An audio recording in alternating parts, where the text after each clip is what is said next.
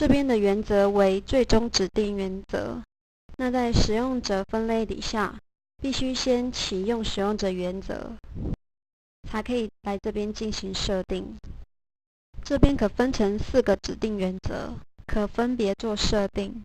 我们来说明客户端原则的设定。底下有3个选项。假设我们今天指定组织为原则，那你可以看到下面选项是反白的，那是因为组织的设定必须在上面设定列的组织管理来做设定，设定完之后再来这边做指定。标签也是一样的，也是必须在上面的标签管理来做设定，最后再来这边指定。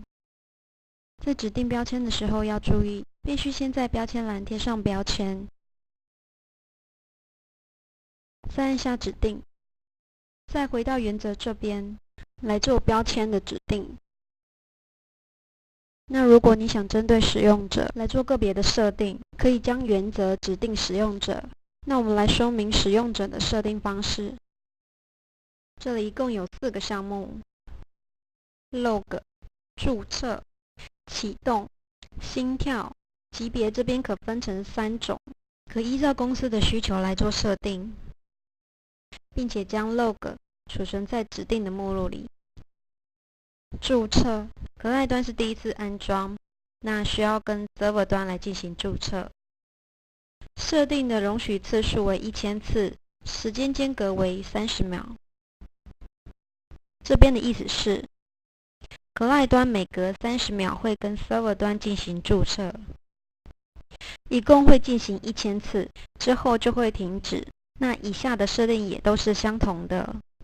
启动的意思是将 isam 启动起来，一样每隔30秒会启动一次，启动次数一共是1000次。心跳是显示电脑在线的一个设定，电脑每隔30秒会心跳一次，最多容错次数为1000次。当设定都完成之后，按下左上角的储存。当储存完成的对话框出现，按下确定，即完成客户端原则的设定。